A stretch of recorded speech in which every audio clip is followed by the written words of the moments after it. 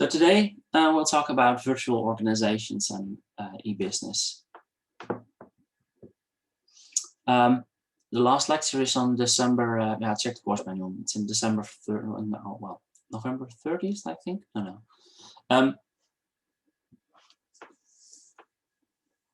So the this lecture is on virtual organizations and e-business. I want to tell you a bit about, well, not e-commerce, because there's also a course online marketing if you're a bachelor student. And then you probably take that course as well. So I will not talk about e-commerce. That's a course on its own. But I want to tell a bit about what e-business is as opposed to, or incongruence with e-commerce. But most of the time we'll go to virtual organizations. I want to discuss this in a lecture because you hear a lot about virtualization of organization, but virtual organization is a bit of a weird term. You know, what is virtual organization anyway? Is it an organization that doesn't exist? Or if it is part of the organization going virtual, and if so, what exactly are we talking about? And generally, when people talk about virtual organizations or virtualization of organizations, they talk about using technology to virtualize or to outsource or put online part of the organization. Well, that's still vague, but there is a model. It is already from 1998, so it's over 20 years old, but it's still very relevant, I think, which very nicely describes virtualization of organizations. And we're going to discuss this model in this lecture. So to start with virtual organizations. Okay. Thanks. If not me. So there are many definitions of virtual organizations, like I said. So if you read the literature on virtual organizations, it always has to do something with going online, but it's very varied. So sometimes you hear people talk about communities of practice, which mean a large group of people within or also within and outside of the organization working on a certain project. E-business is part of, also called virtualization. In larger companies, such as, well, for example, think when you build or design a huge thing like an airplane or a train or a new car, that doesn't really happen in-house. You know, there are many organizations involved in developing a new car. You know, some make the chairs and some make the engine and etc. That's called concurrent engineering. You know, many organizations working on something, which is also kind of virtualization. Virtual teams is also virtualization. So people working on a project as part of a team, but not face-to-face, is virtualization. Basically how you wrote your business plan and how we teach this course. And you hear virtualization in terms of social media and new ways of working. So all of these things, which you don't, okay, good, that's solved. All of these things are part virtualization, but it would be better if we have some kind of model to kind of indicate, okay, what exactly can you virtualize in an organization, and what is the extent of virtualization. And you see that many of the things we talked about in the previous lecture will sound familiar when we talk about virtualization.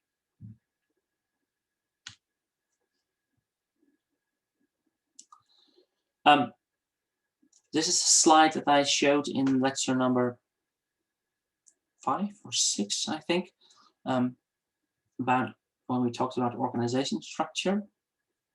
And this shows the basics of an organization. Of course, generally an old-fashioned production organization. So you have inbound logistics and everything you create flows through the bottom part of this figure and finally ending up at customer service. And then you have the supporting parts of the organization structure, the firm infrastructure, human resources, technology, etc. So check back on lecture 6, I think it was. And I think the best way of defining virtualization is, okay, thinking about which parts of this, all this what is mentioned here on screen, of all these aspects of an organization, can you either put online or outsource. And that has a lot to do with innovation and has a lot to do with information technology. So this is the model we'll be talking about. So this is the model about, it's called the virtual organization model by Van Kateren and Henderson. And I like this model not only because I think it nicely shows the effect of innovation and information technology on what an organization looks like, but I also think it's a very good theory. You know, if you develop a very good theory, you develop it not for now, but you develop it to be used basically forever. And what I think interesting is that this theory was developed in, yes, of course, else I wouldn't be discussing it.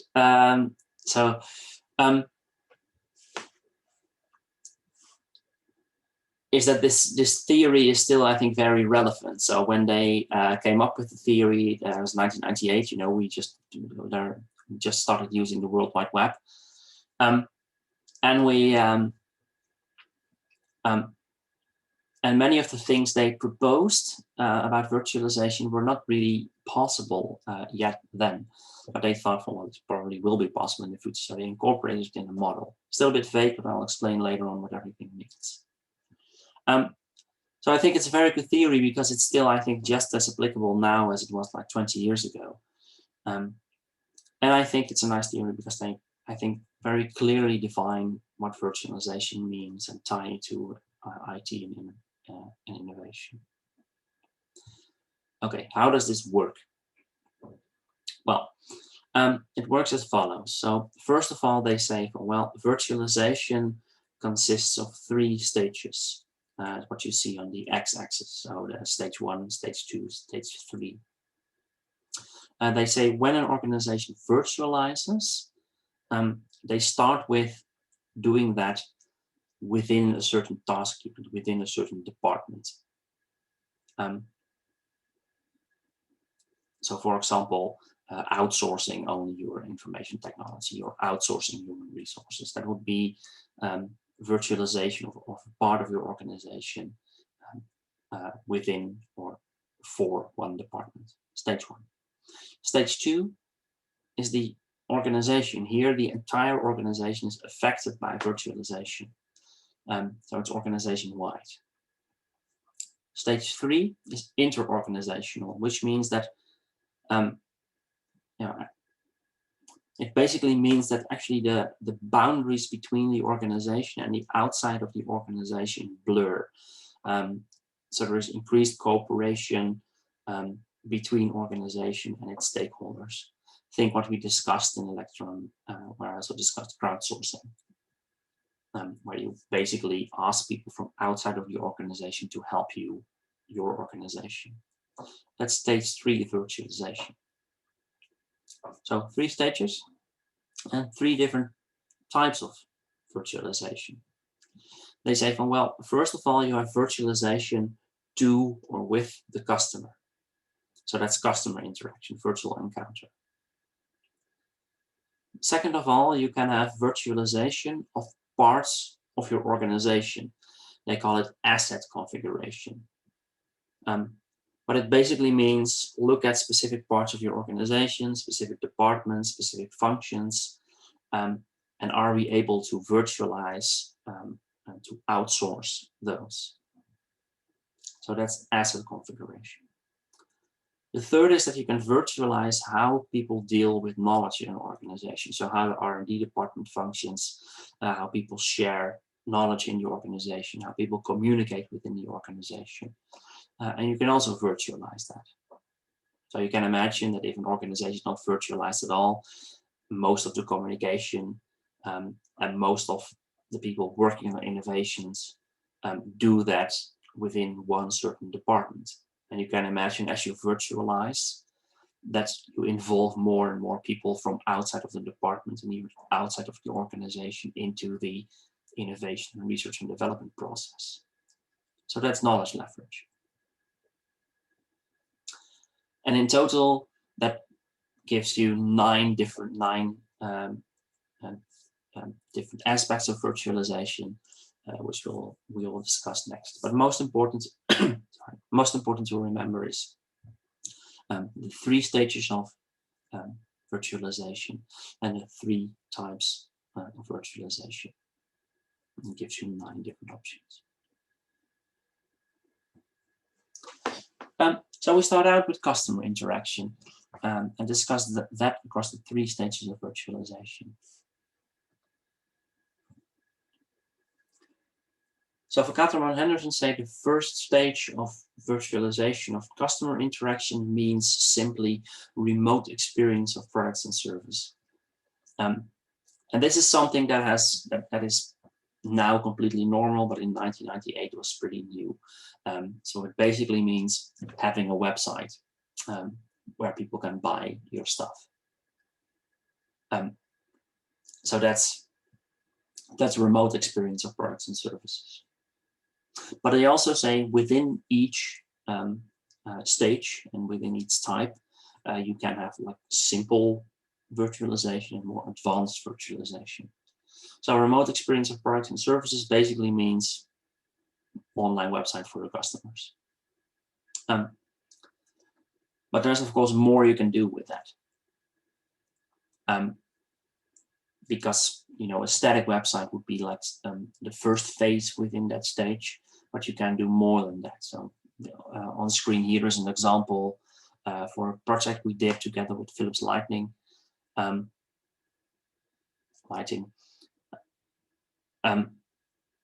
in which we developed and tested an app so that people could experience a television, in this case Philips Ambilight television, in different settings. So what we did, so we compared 3 different conditions. So one condition was people just saw a simple representation, a static representation of the television, like you mostly see when you're in the web shop now. The second condition was a bit more real. Is what you see on the top left, so that you could actually rotate the television and look at it from all sides. And the third stage, which was most virtualized, was having a 3D environment with a television on a wall, and giving the customer the ability to experience Ambilight. So they could, what you could see here is they could change the lighting. You could make it a day, a night, evening. So you could change the colors of the Ambilight, so you could see how it looked in different lighting conditions. And you could also, of course, walk around in the virtual room. So we did this to test, okay, of course, would this make a difference in the extent to which people would be willing to buy a television like that? And it did. So it really worked. But you still don't see this that often in online shops, of course, because the technology is still a bit too, I think, too varied to do this, and a bit too expensive to create. But this is also an example of the first stage of virtualization. It's a remote experiencing of products and services, which is stage 1 of virtualization. So you can see that within those stages you can become more and more complicated. This is another example of remote experiencing. This is me in a dress. And this is actually quite interesting, I think, because this is an old app, an old application by H&M US, where you could actually upload a picture of yourself, and you could create your own body. So you just entered your measurements and your weight, etc. And then you could see yourself with your picture on kind of a model that looked like you, and you could fit on all kinds of clothes. onto the model, which I tried here. And this was, I think, it was 8 years ago or so. So it's quite interesting that now if I read the business plans, there are at least 2 groups who have come up with something similar. It's more advanced, of course, what you came up with, but it's kind of similar to this. And it's also remote experiencing of products and services to increase the chance that customers buy it and to increase customer satisfaction.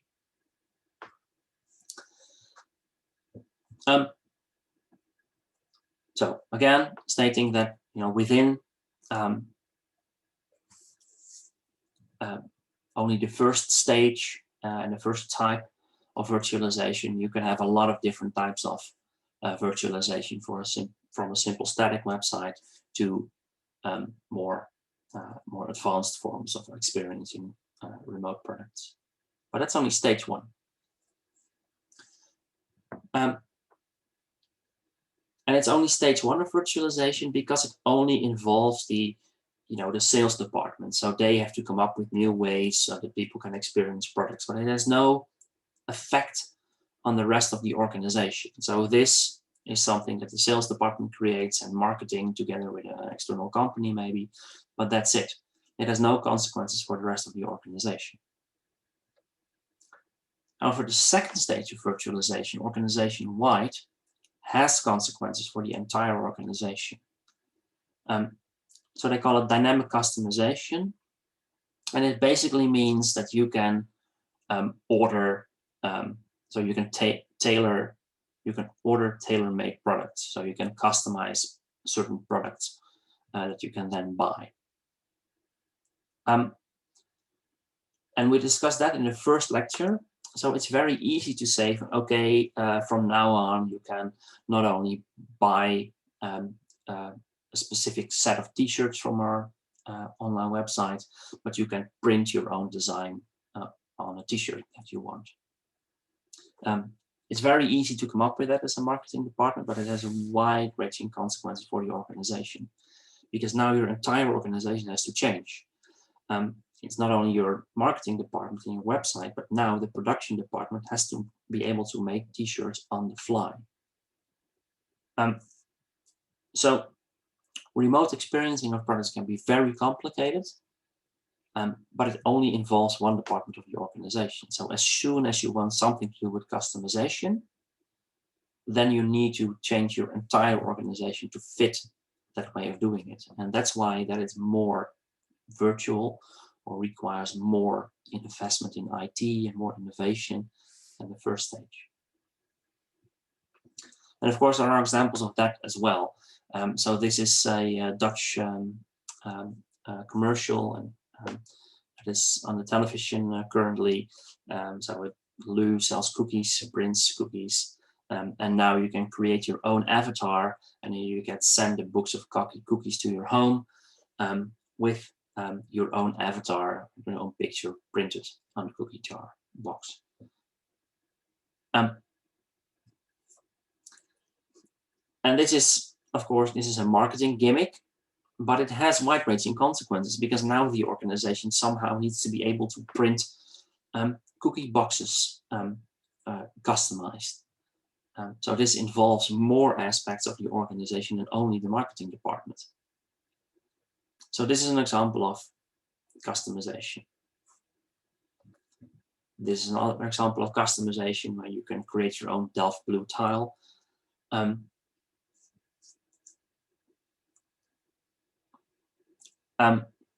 this is actually a new one. So I ordered one myself a couple of years ago to show that it was dynamic customization, and I hope to show you how much effort that would take the company. But when I ordered one, it was just a sticker that they placed over a blank tile, and that was it. So it was fake. But here they say it's baked and it's not a sticker. So it's a real ceramic tile. But that means you can just make tiles and just sell them. You have to, you can only start making them one by one once something ordered them. And that's also done. So that's also dynamic customization. So in short, dynamic customization means you create something online for your customers, but it means that your entire organization needs to change in order to fit the dynamic customization. You need investments in technology and innovation in order to make that happen. So that's the second stage of virtualization for customers. The third stage is customer communities. And this means that you actually involve your customers in the creation of your products or services. And I think by far the best example is Lego. Of course, you all know this. Lego is very popular, very profitable company now.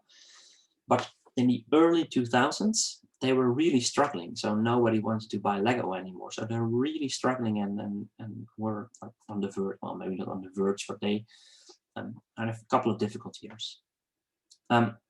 So they did two things. First, they had a lot of agreements and contracts with movie companies in order to make specific Legos for specific movies, Disney Lego, Star Wars Lego. That really worked, but that's not an example of customer community expertise. But the other thing they did was involving their customers in the design process. So they know they still had a very large base of people who were really Lego fan, and they thought maybe those people can help us develop new products. So what they did, so they made an online application, Lego Factory, in which you could design your own Lego builds. So as you see in the top left, that's a very basic car that designed, very ugly, but people could come up with something way prettier. So you had access to all the different Lego bricks available, and you could create everything you wanted on that online application. And that was not only a customer gimmick, it was not only an example of remote experiencing of products, because what customers could do once they designed something, they could actually order it. So they would order it, they would order their own design, and they would then ship their bricks, and they could create their design in real life. And that's also, making money off your customers. So they design something themselves. They can then order that, they pay for it, and then they receive their own design back. And that really worked for Lego. So they were able to involve a huge group of customers, which were already really involved with Lego, and really tie them to their own company and serve as kind of ambassadors for the Lego brand. And that's the one part of the third stage of virtualization, because what you do now is you kind of bring customers who are basically outside of your organization and bring them into your organization. You involve your customers in the production process and in the research and development process. So this is the third stage of virtualization, because the boundaries between the organization and the outside blur. And what is really interesting, that what they also did is they had competitions between people who could design the best Lego car, for example.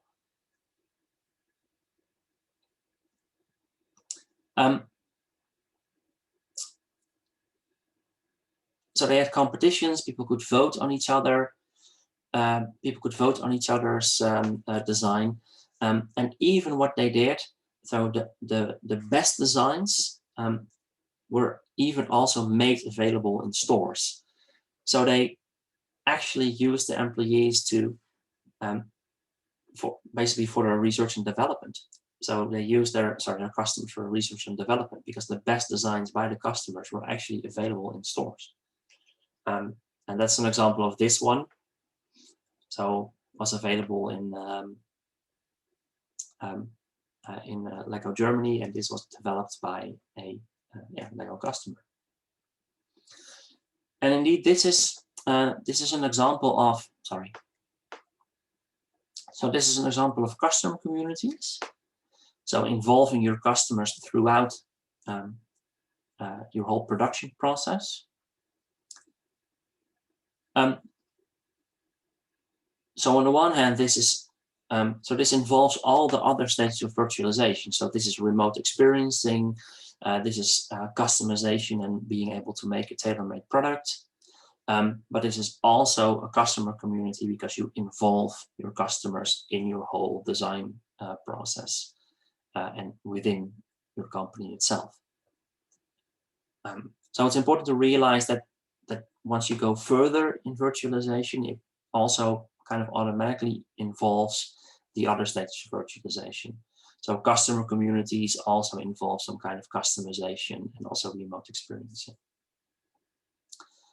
And also this example I gave from of Lego is an example of a customer community, but is also an example of a professional community expertise because you basically also use your customers for your research and development.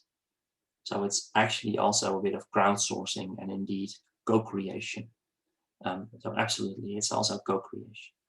So that Lego example not only applies to customer communities, but also applies to this one. But we'll talk more about that one later.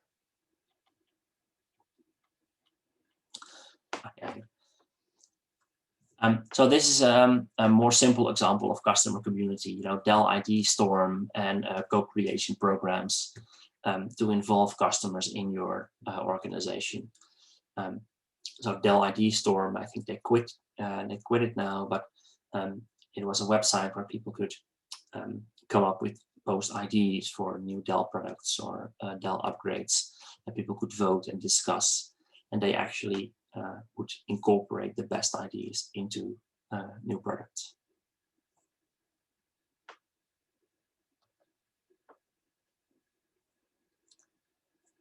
So that's one. So that's the customer part of virtualization. So the next type of virtualization is asset configuration. And like I said, this basically means thinking about, okay, what aspects of my company, what functions of my organization, or what departments of my organization can I outsource? And you can make this, well, this can start out very simple, but you can also make it quite complicated. So the first one is simply sourcing modules. So it's thinking, okay, can we have a specific function of our organization that we can outsource? So for example, what Björn talked about last week, when you now buy an ERP system for your organization like SAP, you generally not have your servers in-house, but you can outsource, the data storage and the servers to SAP itself. So you outsource the whole database part of the ERP system, which would be sourcing a module. So sourcing, that's one specific aspect of your organization. Oh, sorry.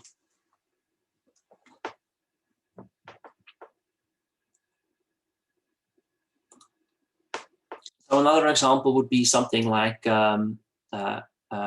Real Easy.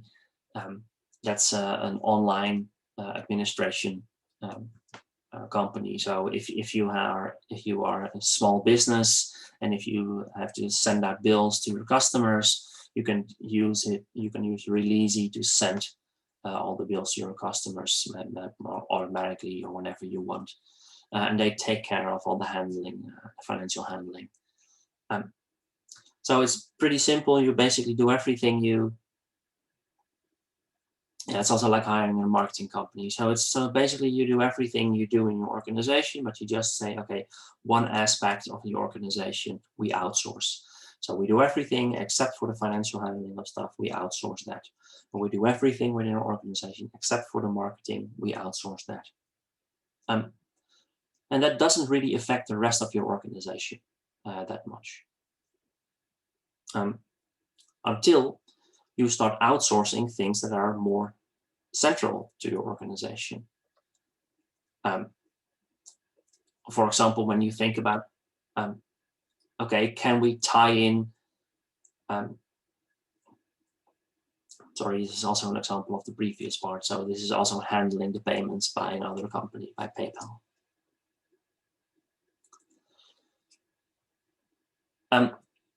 So when you start outsourcing like core aspects of your organization, then that's the second stage of virtualization. I don't have an example on slides for that. So that's process interdependence. So say you outsource your main production. So think clothing companies. So they don't actually make their own clothes.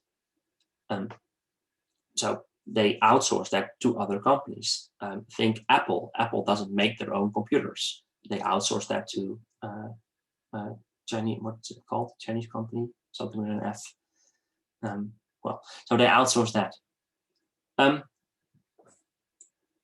So that has more consequences for virtualization. So it's not simply outsourcing a non-core component of your organization, but it's outsourcing a core component of your organization.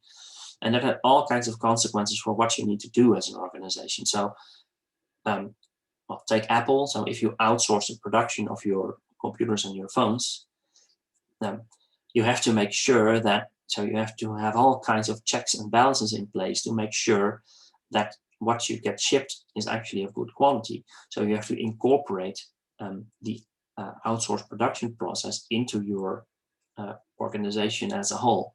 So you have to give orders to other companies. You have to have all kinds of quality checks in place. Then when the orders get shipped to you, you need to do the sales yourself. So you need all kinds of information technology to manage your supply chain. So here it is far more difficult than simply saying, okay, we only outsource our information technology, or we only outsource our financial administration. But it's more difficult because it's more tied in with the primary process of your organization. So that is process interdependence. And it's called process interdependence because you're dependent on other companies for your primary process. So that's the second stage.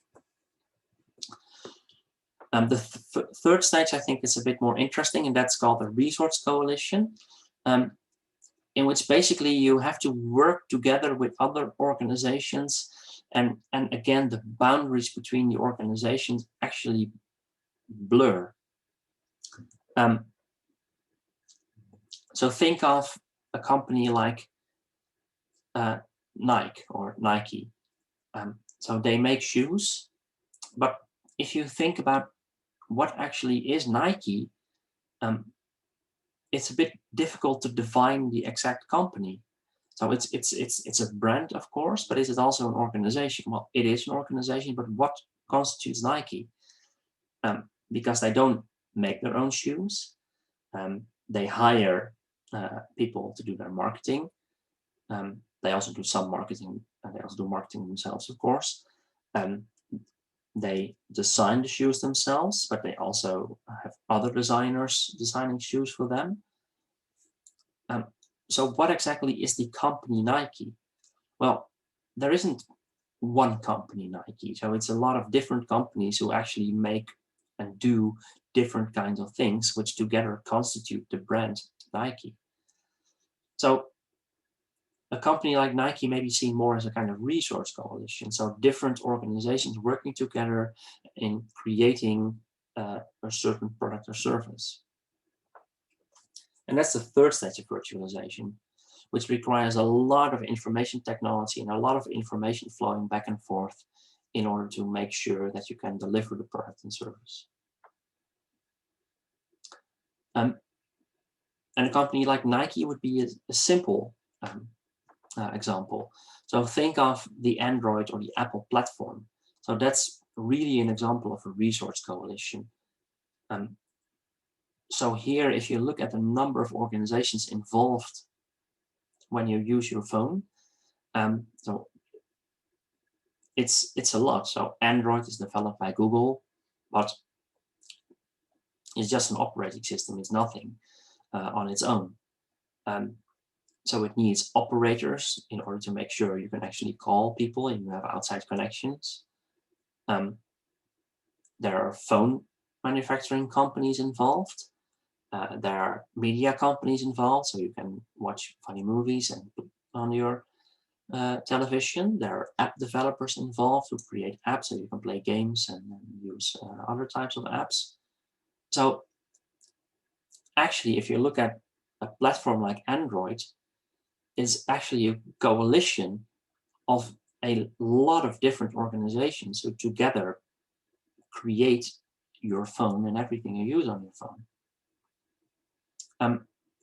And this means that it's not, so again, this requires a lot of innovation, technology, and in order to make this happen. Because now it's not simply a value chain. It's not, okay, we have a supplier and then we outsource something and then we combine something and then we sell something.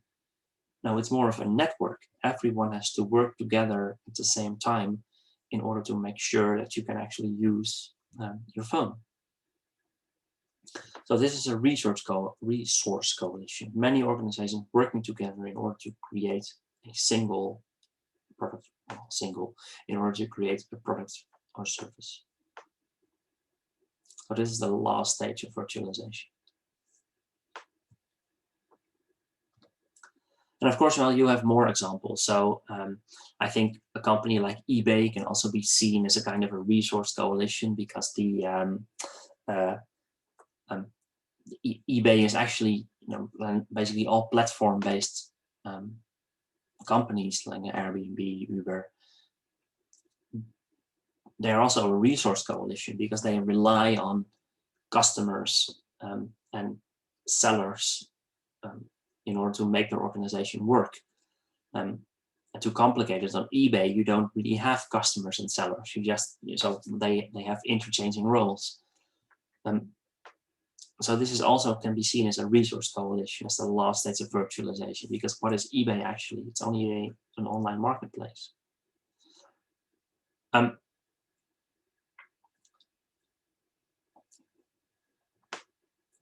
So I can give, well, a lot more examples. So what I think is also pretty interesting are things like reverse auctions, in which actually the traditional role of customer and production company are reversed. So you see this sometimes in when people buy energy. So what you see is that customers unite, and customers say, okay, we unite in a group of, let's say, 50,000 different customers. And we, as the group of customers, we want to have utilities. So we want to have electricity and heating.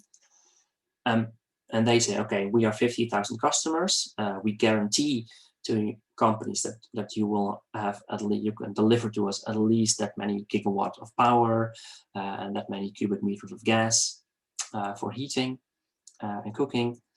So how much do you bid? So the customers unite in a group and they go to companies, and companies have to sell basically their own products to customers. And that's called a reverse auction.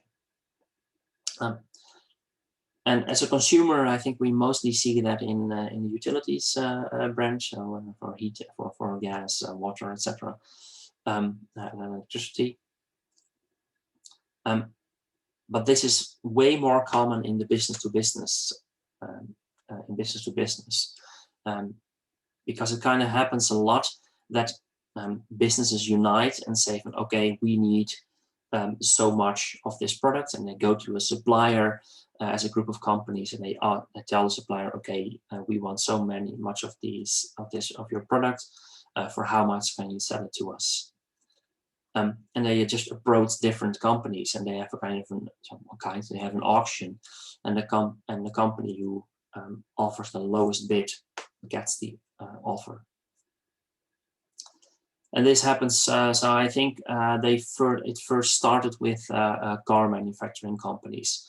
So the big four in the US united, Ford and I know nothing about cars, but Ford and the other ones. So they united and they they went to their suppliers and say, okay, we now have united, we need so many tires each year. How much could you offer it for? And I think this is quite interesting because this is now way more common, and the innovations we see in technology lately have allowed these reverse auctions to happen. You even have specific sites like Unitender, Coefficient, which allow groups of customers to unite into a platform and into a corporation in order to do a reverse auction. And I think this is interesting, and this is also an example of a resource coalition and of virtualization, because it entirely switches around the things that an organization has to do.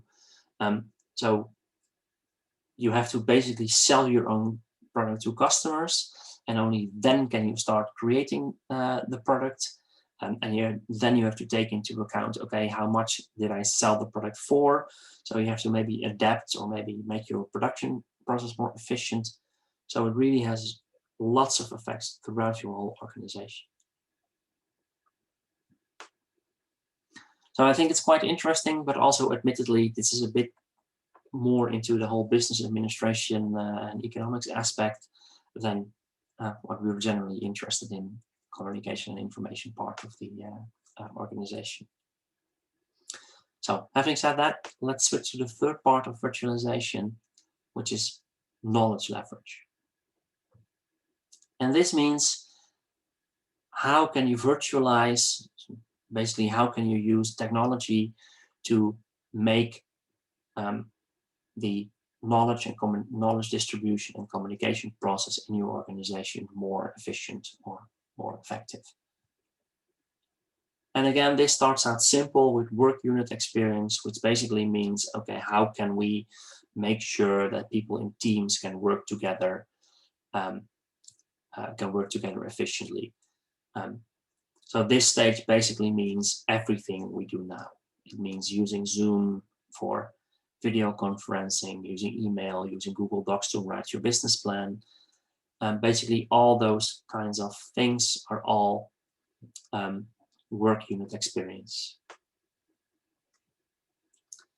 And I know I'm going to show you a very old example. So when I started, when I finished my PhD, it was the height of Second Life.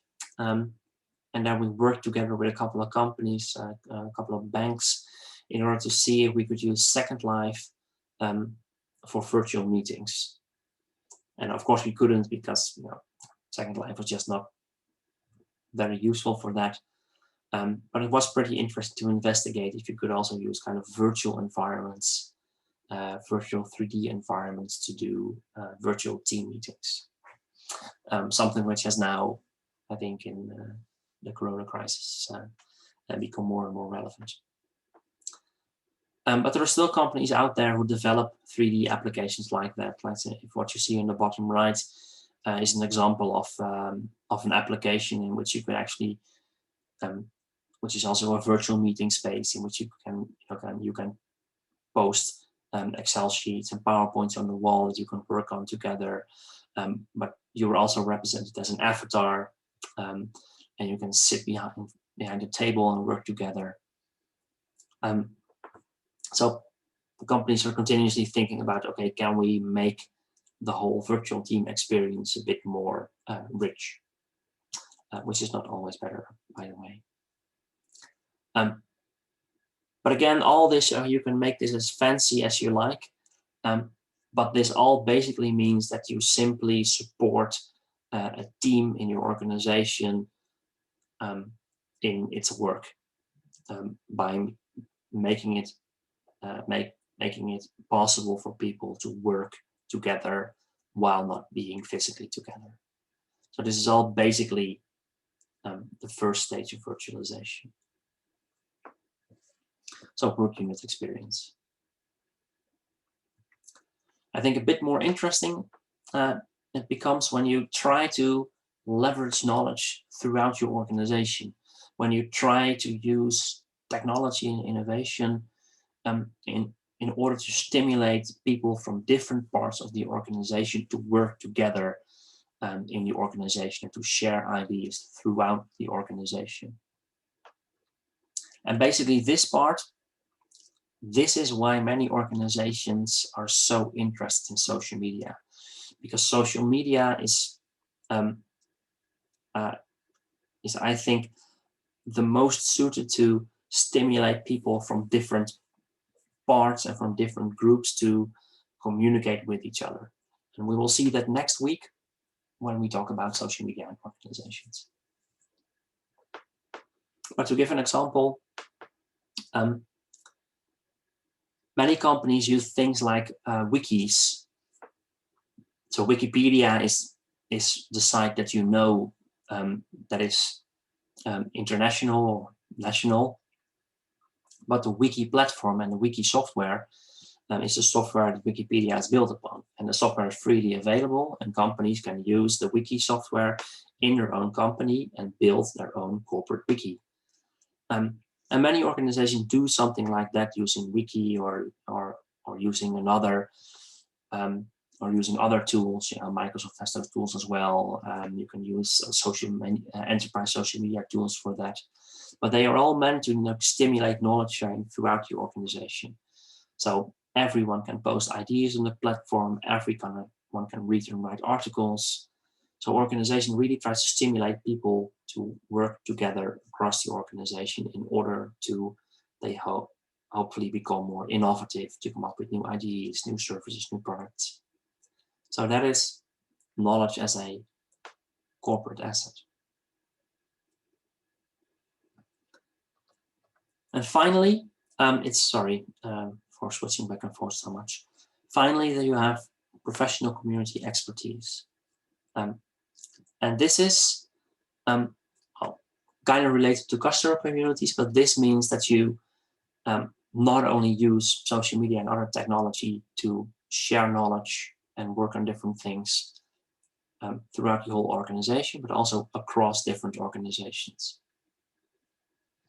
So, like you mentioned in the comments in the chat, of course, the whole Lego thing is really also an example of professional community expertise. So the hobby designers who are basically just as good as the designers from Lego themselves, you involve them in your research and development, and they help you design new Lego sets.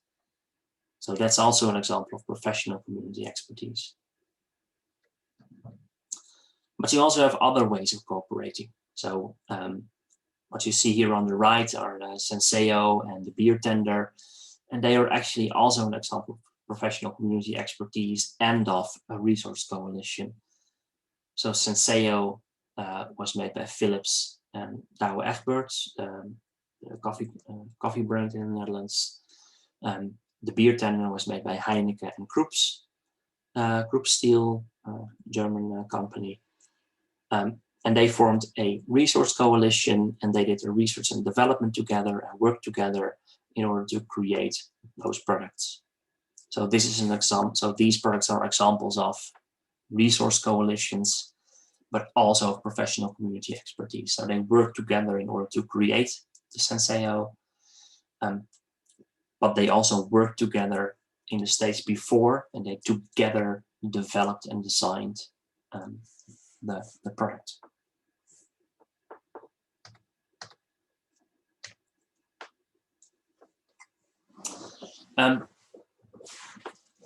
So the Pingwing is Linux. That's an operating software, like next to Windows and Apple. And that's also, I think, an interesting example of a resource coalition and professional community expertise. So Linux is an open source operating system. There is no central organization who works on Linux. It's just the hobby programmers who develop the operating system in their free time. And a couple of years ago, IBM wanted to switch from their own operating system they developed a long time ago to Linux. So they wanted to base all their products and services like web service, etc. that IBM makes. They wanted to base that on Linux. And Linux was open source, so you could just take Linux and use it for whatever you want. But IBM realized, so if we do that, so we are one of the largest companies in the world in information technology. So if we use Linux for our products, so we get a huge say in the whole development of Linux, and it's not open source anymore. And that's not something they wanted. So they wanted Linux to remain open source. So what they did is they said, okay, we are going to invest in Linux. We're going to use it for our own servers, but we're also going to help develop Linux, but not by buying it, but as equals. And we will do the work that no one likes to do. So they set up meetings with all the people involved in the Linux project, all the hobby programmers and the people who do it in the spare time. And they said, okay, you work on Linux. We use Linux and develop Linux for our own system. If we develop something, we share it with you. But we will also do the boring stuff that no one ever wants to do, like writing manuals for Linux. So they got into a kind of a resource coalition and a kind of an R&D, research and development of Linux together with the community. So by actually working together and not simply buying or incorporating Linux without any communication. So they really wanted to have, this professional community expertise within the other community, because IBM thought, okay, it's not only good for the development of Linux, but it's also good for us, because there are people outside. So if we, only use it for ourselves, we will never have that outside knowledge. And by working together with other people, they would have access to more people not even working for IBM, who all would be working on their on the operating system they would use. So basically an example of professional community expertise involving people from outside of your organization, so involving other professionals in this case, to help you with your knowledge, with your research and development.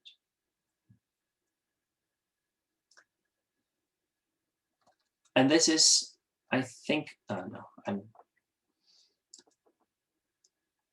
I think this is a very interesting model, because you see that a lot of the things we discussed and a lot of your ideas in your that you came up with for your business plan, fit into one of these stages. You do something with dynamic customization. But if you do something with that, you have to think about, okay, how does our organization function? How does our organization change? So you have thought about virtualization maybe without even realizing it in your business plan.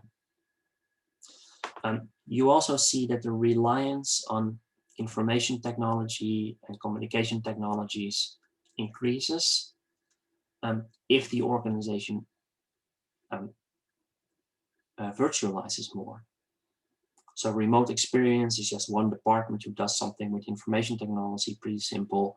But dynamic customization is more difficult because your entire organization needs to change. Requires a lot of new information that has to flow throughout your organization. And customer communities makes it even more difficult. So the more you virtualize along one of these functions or types, the more difficult it becomes to manage information in your organization, and the more you have to rely on information technologies in order to make sure that your organization can function. So I think this is a very interesting model. I think kind of nicely tied in the whole discussion of information systems and information technology and innovation as well.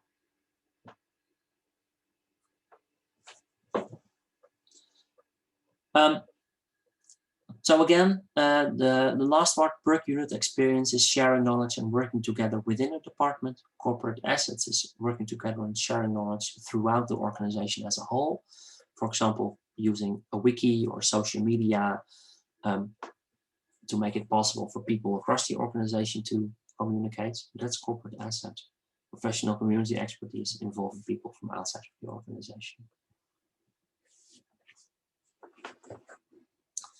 So That is, I am not, this is too difficult, I'm not going to do this one, but that is virtual organizations. So then I suggest that we have a short break, let's say 5 minutes or so, and we can get a cup of coffee, and then we continue with e-business and e-commerce. Okay, so I'm gonna get myself a cup of coffee, and I'll see you in a couple of minutes.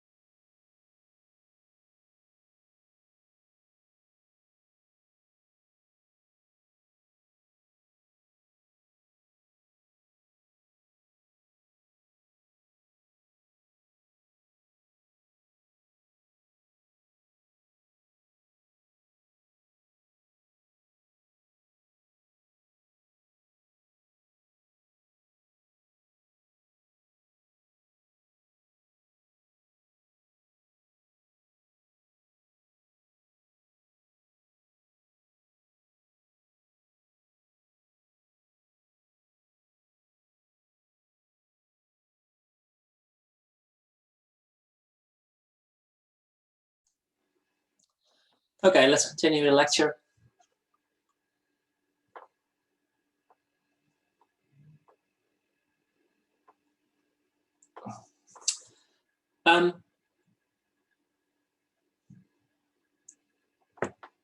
Yeah, okay, so let me answer this question. So, I think the reason that those are planned at the same time, so if you're a pre-master student, you can only take one of the courses, either BTI or human computer interaction, not both of them.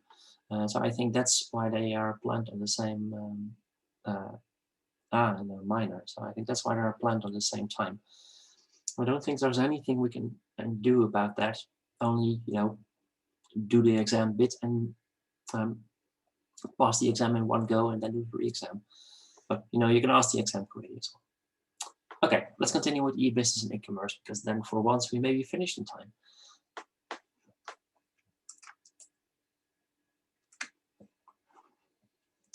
So I want to explain only a bit about e-commerce and e-business, mostly of showing you the difference and mostly showing you what happens in the organization when you do things like e-commerce.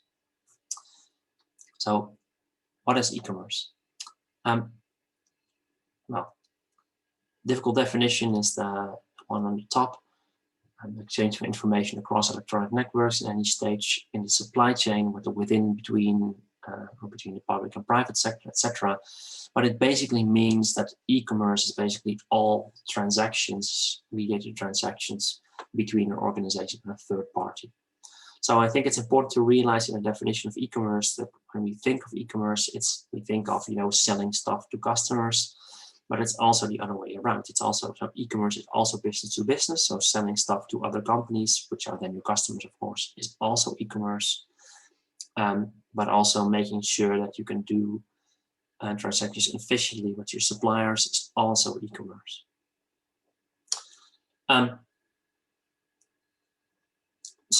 Again, e-commerce is not only selling to the final end consumer, but is everything between your organization and a third party. And what I said with, on the one hand, you can sell to your customer, but on the other hand, you can think about how can we streamline the process with our suppliers and make sure that we can automatically order from suppliers and you can automatically get paid when we order something, is also part of e-commerce, and that is the buy side of e-commerce instead of the sell side of e-commerce. So that's e-commerce. So then what is e-business as opposed to e-commerce? Well, most of the time is used intertwined, but formally e-business basically means that you is the transformation of your organization because you do e-commerce. So it's a transformation of key business processes through the use of internet technologies. So it basically means the change in your entire organization because of doing e-commerce. So simply said, if you look at the virtualization model, if you do that in a customization, you don't only have to have a website in which people can order products, but you also have to communicate that information about the products that people ordered throughout the organization as a whole. And that's e-business. So not only focusing on selling or buying stuff, but also focusing on how does that affect the organization as a whole.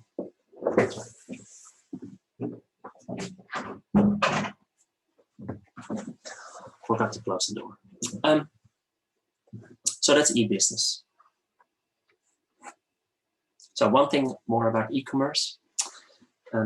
So again, like I said, e-commerce is not only selling to the final end consumer, but there are a lot of different types of e-commerce. So you basically have business, you have consumers, and you have the government. And they all can be buyers or sellers, which gives you 9 different types of e-commerce. Customer to customer e-commerce would be Marktplaats or eBay. Government to business would be making sure that companies can do their taxes automatically online, and all other combinations. You don't have to remember all of this for the exam. But you don't have to remember this at all for the exam, but it's just to show you that there are many different types of e-commerce. But e-business, for this course, e-business is most interesting, I think. So what are the stages in e-business? And this kind of mirrors virtualization. So when you start doing e-commerce, so when you start selling stuff to your customers or to other companies, or it's pretty simple. So the first stage is information online presence, basically what every company has nowadays. The second stage is interaction, a feedback form, email, a chat function, stuff like that. Pretty simple. The third stage is transaction. People can actually buy stuff using from your website. This is all stage 1 e-business. Very simple and all related to the first stage, virtualization. So doing this requires actually very little change in your organization. So doing this is more e-commerce than e-business. However, when you end up here, it becomes e-business. So when you integrate e-commerce in your organization as a whole, so when you do dynamic customization, when you involve people from outside of the organization into your organization, you have to integrate all of that in your organization, and your whole organization needs to change. So think again of the customization example.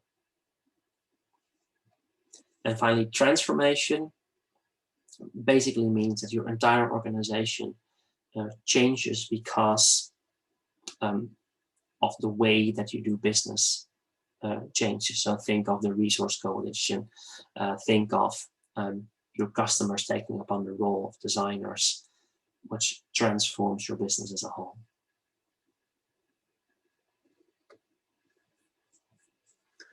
So integration is related to the second stage of virtualization, and it's integrating e-commerce with the entire organization. And it's what many organizations are doing now. So basically every organization is, so every larger organization has made the transaction to the transaction part, selling stuff online, and they're now working on, okay, how can we change the organization as a whole? Emma, I'll get to this in a moment. But good question. So that's why, for example, SAP acquired Salesforce. Salesforce traditional, did SAP? Yeah, I think it was SAP. Salesforce traditional customer resource management company, SAP enterprise resource planning company, but they realized enterprise resource is not only internal, customer resource management is not only external anymore, we need to integrate them way more.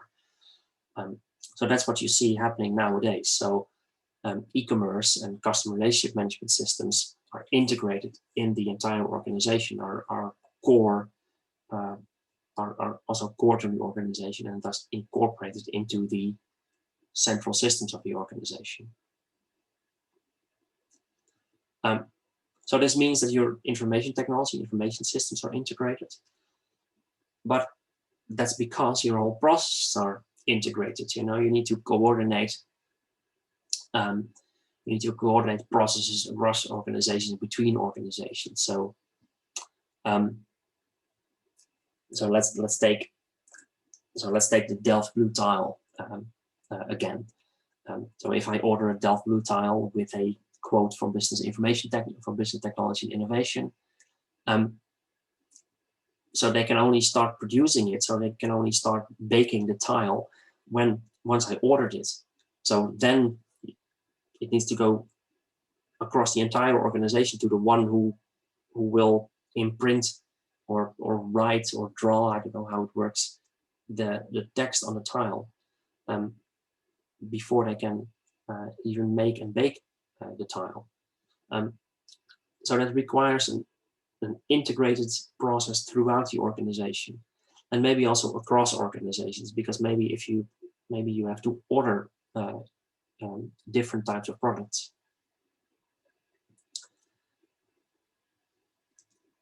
And interesting is, of course, that this not only changes the the structure of the organization, so the way information flows through the organization, the way your organization is structured and processes information. But this may also change the culture. And I always, as a hint, I always like these types of questions for the exam. To have you think about, okay, how would this affect the entire organization?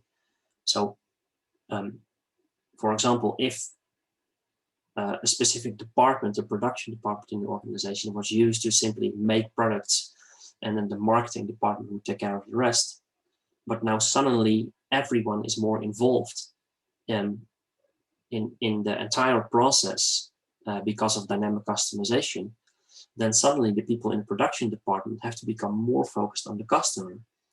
And this may change the culture of an organization as well, making it more open than it was before. So these kinds of changes in an organization have wide-ranging effects for the entire organization. Yeah.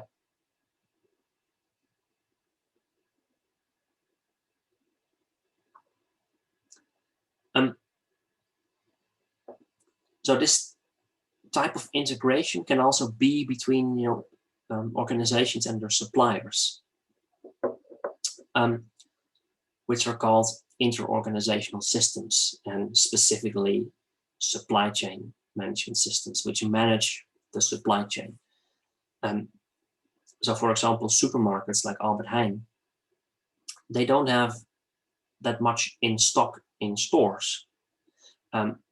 So when you buy something, it automatically is so the stock in stores is automatically updated, and once they run low in a certain stock, the signal goes through the central Albert Heijn distribution center to restock the specific supermarket.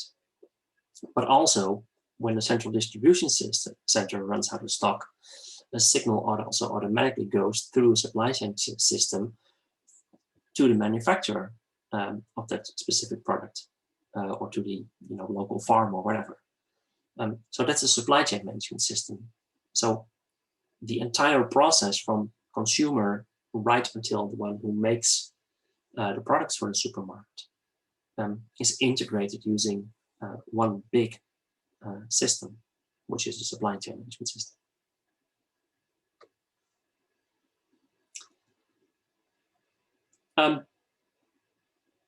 So that's a supply chain management system. So it integrates interdependent processes between organizations.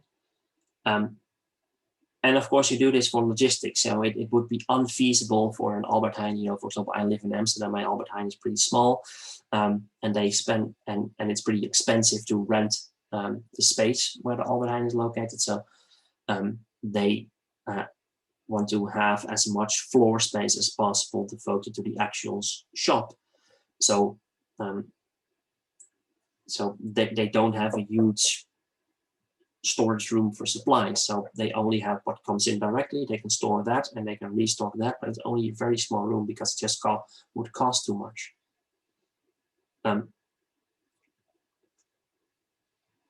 So everything is linked with the supply chain, which comes every day to restock the products. And you can do that push-based or pull-based. Push-based means that you as a supplier think, you use technology to think. You have all kinds of algorithms which try to come up with, okay, how much will be sold, how much would we need to produce. So it's all based on forecasting and logistics in order for you as a supplier to get the products to the customer based on what you expect.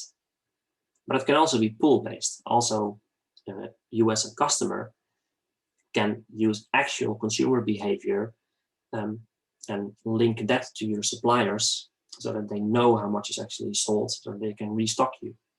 So that's the difference between push and pull based.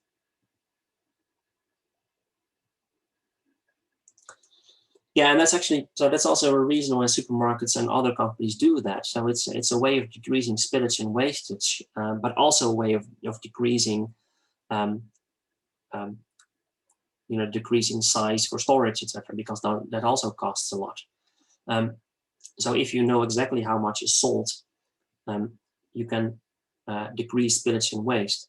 And of course, Albert Heijn has all those algorithms, so they know that ice cream sells more in summer. They know that specific products sell more in winter. They know when it rains, a certain product sell more, and certain postal code areas, certain things sell more than others. And they know all of this and take that into account in their supply chain management systems. So they know how much to order based on all these different variables. And then still, they make a lot of errors.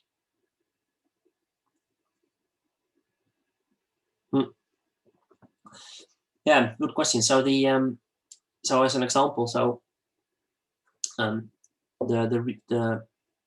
restocking a supermarket is both push and pull based. So it happens based on what is actually sold, but they also have specific contracts with the suppliers based on what they expect.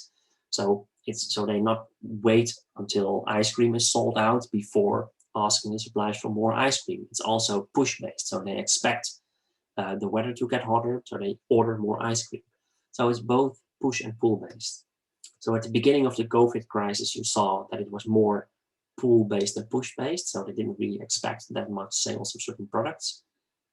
But it became more push based later on because they expected, okay, people have bought a lot of toilet paper, so there will probably be less need of toilet paper in the coming months. And for Christmas, they are now, I think, a bit more prepared than they were before. Yeah, so it's more push and pull based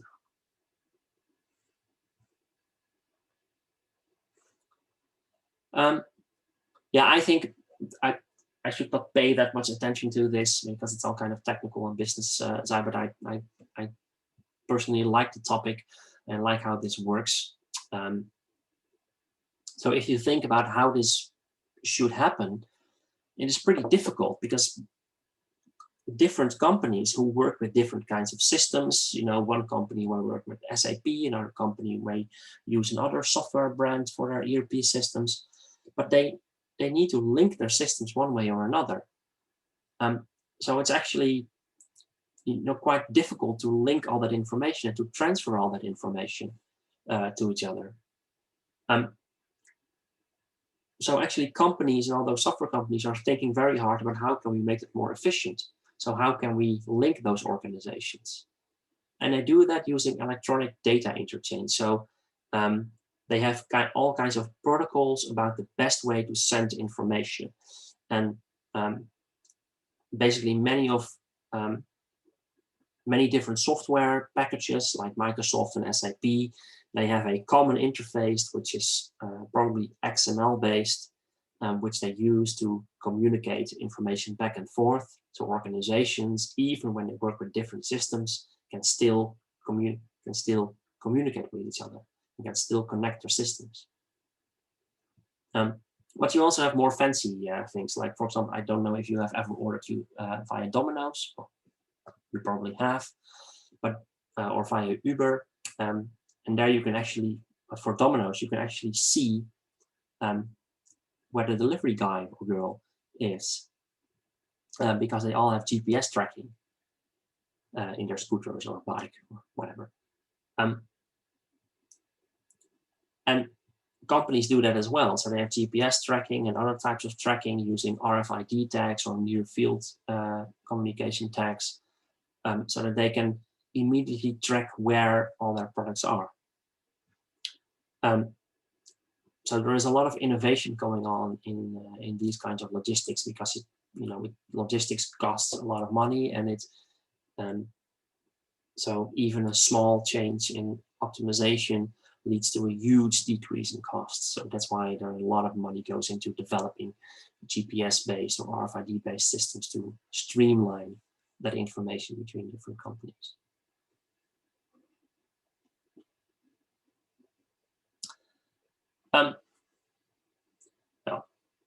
So finally, transformation. And transformation basically means that you, so this is all, so what I said here is all integration. It's all integrating one company, so linking one company with another, still all related to the second stage of virtualization. But transformation means that your entire way of doing business changes, or that you are a company which kind of transform the way that business is done in a certain market. So think of booking.com, which completely turned around the holiday market. So before booking, it was actually, we had to go to a physical place where we would get physical magazines, in which we selected a hotel. Well, that's how it happened 15 years ago or so. Now the consumer has much more power over hotels and travel agencies by using booking.com. So actually what booking.com did it's called disintermediation.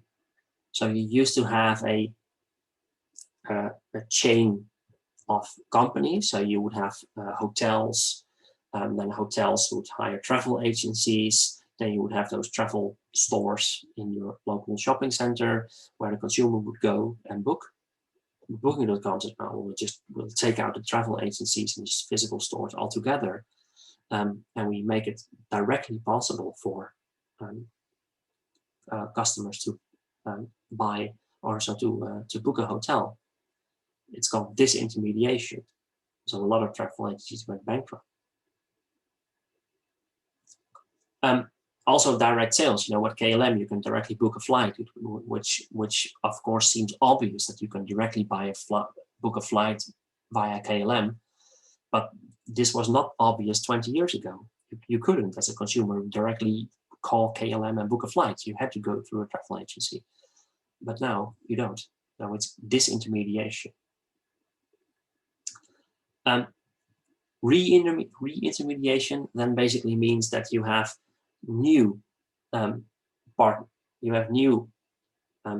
entities for organizations entering the supply chain.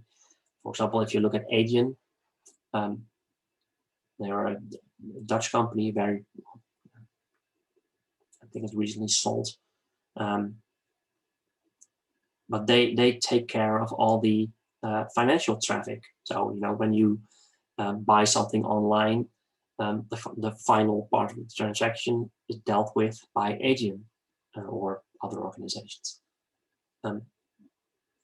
because it's way more easy for a company to just hire Adyen to do all the financial transaction than do it themselves. So that's an example of re-intermediation. And all this is basically transformation. So this basically transforms an entire market. So when you look at e-business in a certain market segment, and when you look at the way that customers or final end consumers buy certain products in a certain market, transformation means that the entire way of doing business in that supply chain changes because of innovations in technology. So in the travel, the travel branch may be the best example that has completely turned around since we can book holidays online. So that's e-business, transforming the entire process throughout the entire supply chain. And that's basically what I wanted to say about e-business. So basically, if you think about e-commerce, if you think about the end consumer parts, about the marketing parts of something, you also always have to think about how will this affect the rest of the organization, and how may this even affect the connections between different organizations in the supply chain. So e-commerce is just the start, but then you have to think of the rest. But basically also what you have to do in the business plan.